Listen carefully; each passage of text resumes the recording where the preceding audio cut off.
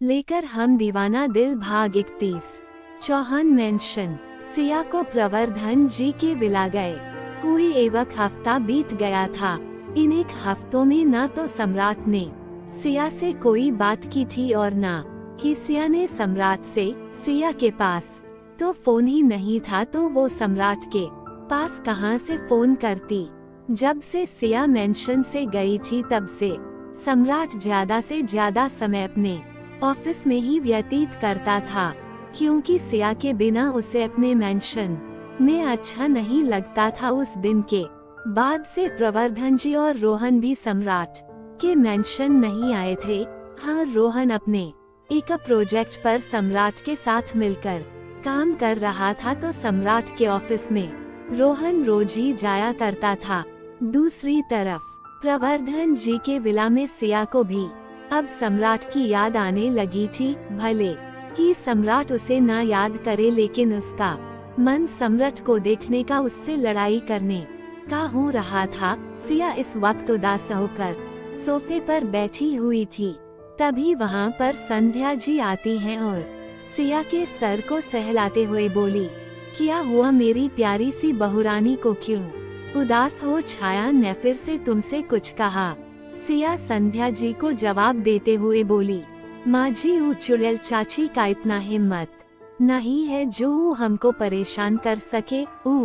हम तो बस इसलिए उदास हैं कि हमको सम्राट जी का याद आ रहा था, लेकिन देखिए ना माँ जी, सम्राट जी को हमारा तन को भी याद नहीं आता। देखिएगा, हम भी नहीं जाएंगे अब उनके घर, हम भी यहाँ ही रहेंगे।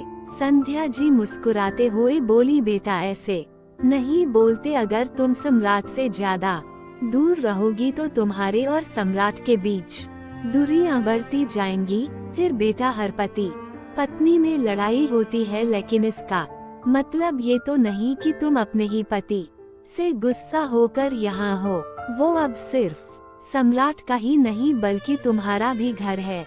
सिया संध्या जी को जवाब देते हुए बोली, माँ जी, आप तो हमसे कह रही कि हमारा ससुराल नहीं हमारा घर है। आओ, हम आपकी बेटी, तो फिर आप हमको यहाँ से जाने को काहे कह रही हैं? संध्या जी सिया को समझाते हुए बोली, बेटा, मैंने कब कहा कि तुम जाओ यहाँ से? तुम इस घर की बहू, बाद में पहले बेटी हो, तो ये घर तुम्हारा ही है। लेकिन अगर तुम सम्राट से ऐसे दूरी बनाओगी तो फिर तुम दोनों में और दूरियां बढ़ती जाएंगी। क्या तुम चाहती हो कि तुम्हारे और सम्राट के रिश्ते में दूरी आए?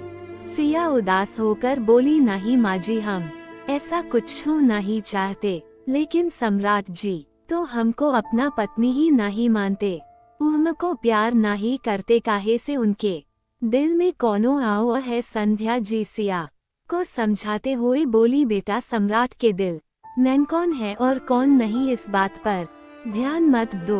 बस इतना याद रखो कि सम्राट तुम्हारा पति है और ये तुम्हारा फर्ज है कि तुम अपने पति को सिर्फ अपना बनाकर रखो।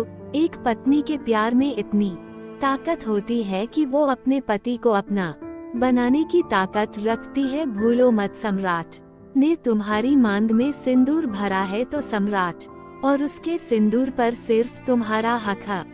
संध्या जी की बात सुनकर सिया मुस्कुराते हुए बोली, धन्यवाद माँ जी, हमको ये समझाने के लिए कि सम्राट जी सिर्फ हमारे पति हैं।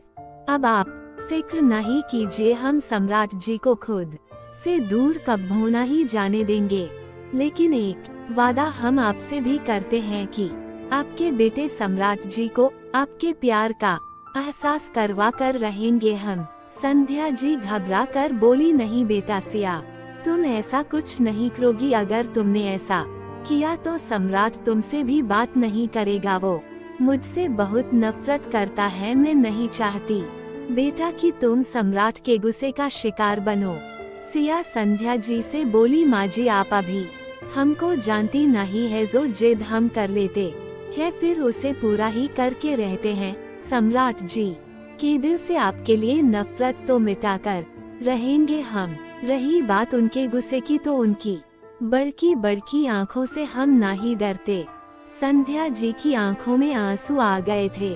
सिया का आत्मविश्वास देखकर संध्या जी अपने मन में बोली, काश सिया ऐसा हो पाता मेरा सम्राट मुझे माँ कहकर बुलाता।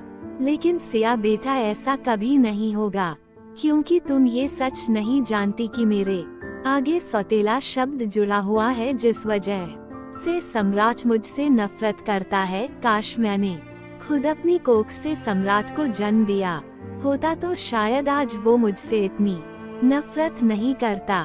तभी सिया संध्या जी से बोली, का हुआ माँ जी, आप कहाँ खो गई?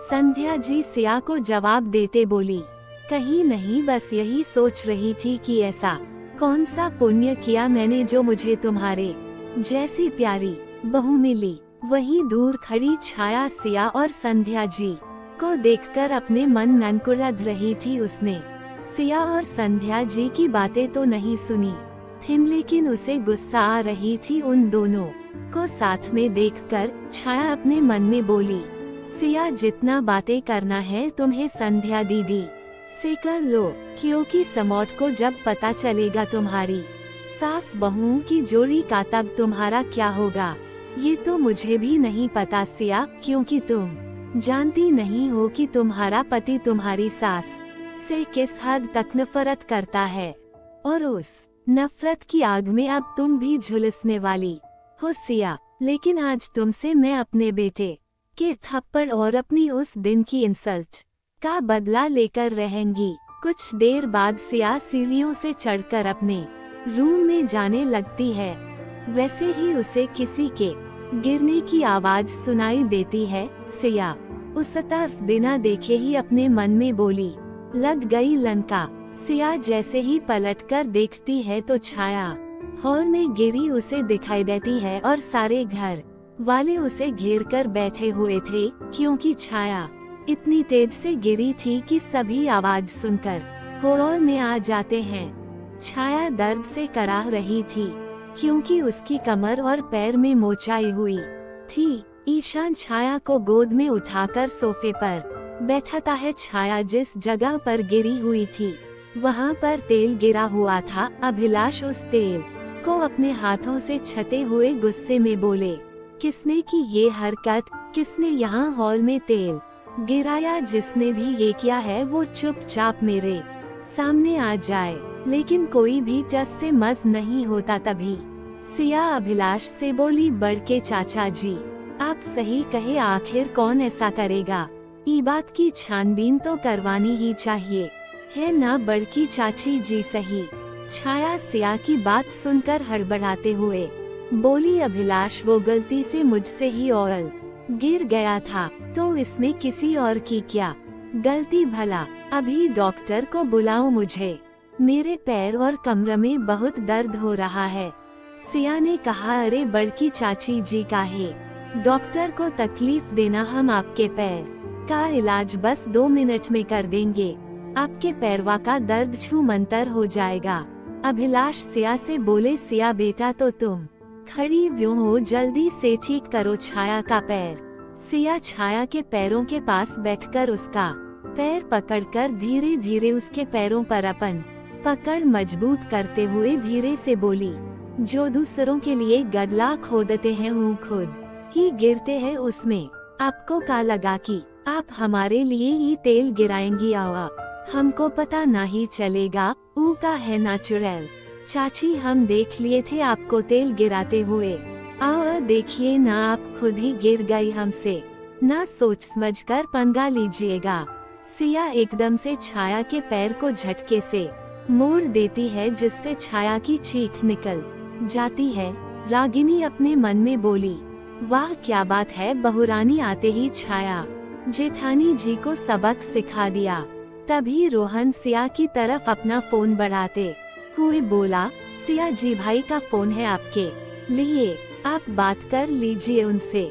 सिया जल्दी से रोहन से फोन लेकर अपने रूम की तरफ चली जाती है। फिर सिया जैसे ही हेलो करती है तभी सम्राट अपनी गंभीर आवाज में बोला, सिया कल रोहन ऑफिस आएगा, उसके साथ तुम भी घर आ रही हो। सिया जिसके मन में खुशी के लड्डू फूटने लगे थे सम्राट के फोन आने से, अब सम्राट की बात सुनकर उसका मन उदास हो जाता है।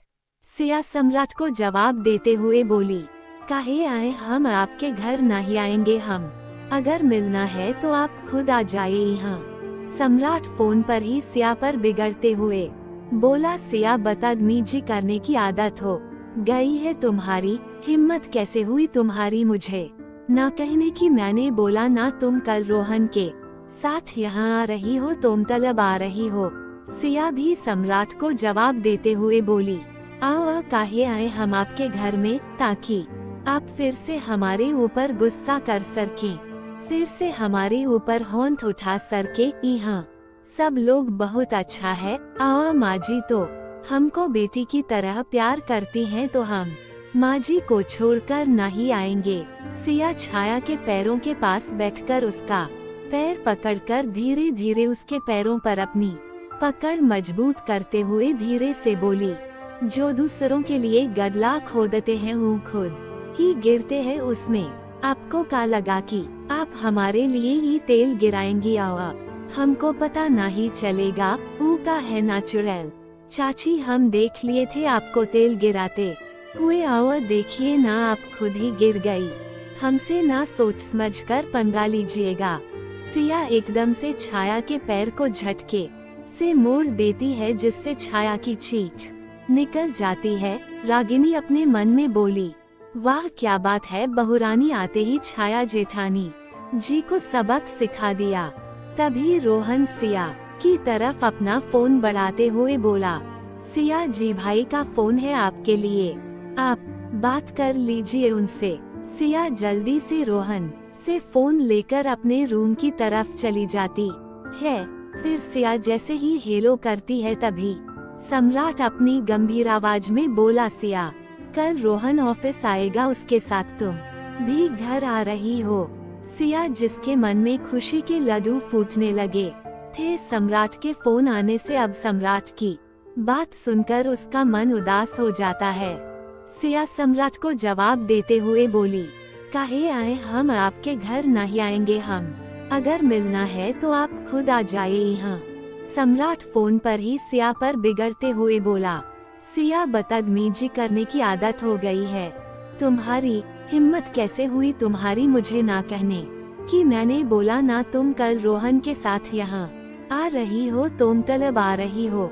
सिया भी सम्राट को जवाब देते हुए बोली, आओ काहे आए हम आपके घर में, ताकि आप फिर से हमारे ऊपर गुस्सा कर सकें, फिर से हमारे ऊपर होंठ उठा सके। यहाँ सब लोग बहुत अच्छा है। आओ माँ जी तो हमको बेटी की तरह प्यार करती हैं, तो हम माँ जी को छोड़कर नहीं आएंगे। नहीं जाना हमको यहाँ से उनके घर काहे जाए हम, जब हमारे ऊपर सिर्फ उनको गुस्सा आता है।